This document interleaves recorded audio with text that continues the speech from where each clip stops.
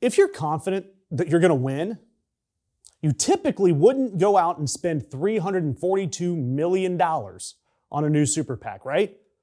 Well, while feeling the full weight of Donald Trump's daily failures, Senate Republicans unveiled a $342 million super PAC battle plan so that they can hold on to the Senate in the midterms. $342 million on defense. You only spend $342 million when your internal polling is bad, your donors are scared, and holy crap, we may lose, is what you wake up yelling in the middle of the night. And this $342 million is going to be targeted. It's covering 8 key Senate races, including 5 seats currently held by Republicans: Ohio, North Carolina, Maine, Iowa, and Alaska. And then there are 3 seats they're trying to flip that are held by Democrats in Michigan, Georgia, and New Hampshire. The Michigan race, $45 million of this money is backing Republican Mike Rogers against one of the best growing voices in the Senate, Mallory McMorrow. Spending $45 million in super PAC money against McMorrow, it's just a testament to how strong of a candidate she is. Meanwhile, she's out there telling everyone she's received $0 from corporate PACs and $0 from AIPAC. She has raised over $3 million just from small donors, 70,000 donors total, getting her to that 3 million figure. Meanwhile, 71 million is headed to North Carolina to support GOPer Michael Whatley. Whatley is trailing Democrat Roy Cooper by 14 points in a race to replace Tom Tillis. And who is paying for this? The money's coming from major donors, and these major donors are rightfully increasingly alarmed about the political environment. And when you dig into the records, you're going to see some names. Names like Elon Musk, Paul Singer, Stephen Schwartzman, Stephen Wynn, Jude Reyes, and others. And why are they spending this type of money? It's because the Iran war is costing $1 billion a day. Gas is above $4.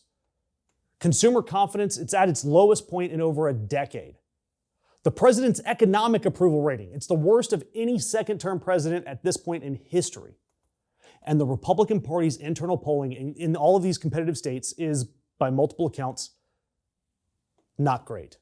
So, donors are responding by writing 9-figure checks. That is what we are up against. And what is this $342 million buy? Attack ads, ground game, voter suppression litigation. That's on their press releases. That's what they're doing. Voter suppression litigation. Turnout suppression. Opposition research drops.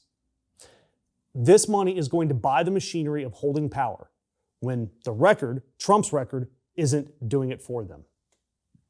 So you would think, if we look at the other side of this coin, that with Republicans panicking, spending $342 million in terrified defensive money, with their donors scared, their internal polling is bad, their president is out there posting F-bomb threats on Easter, and the Army Chief of Staff got fired during an active war.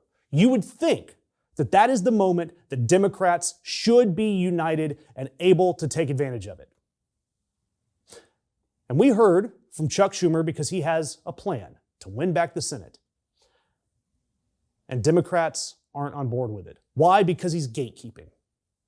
Of course, our team can't agree on a plan. Republicans are bleeding in the water.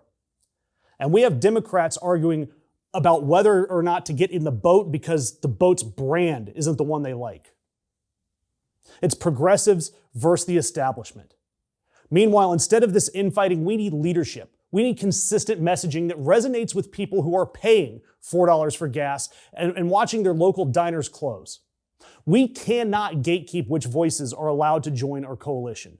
We're not going to be able to run the same tired playbook that lost us the White House in 2024 while expecting the environment to just hand us Congress. The old way will not work. And the $342 million the Republicans are spending, it's an invitation for us to show up. The question is whether Democrats can get organized enough to accept that invitation.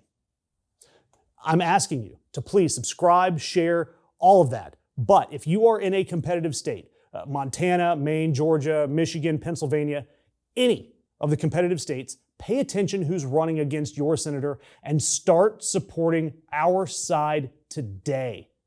Today is when November starts.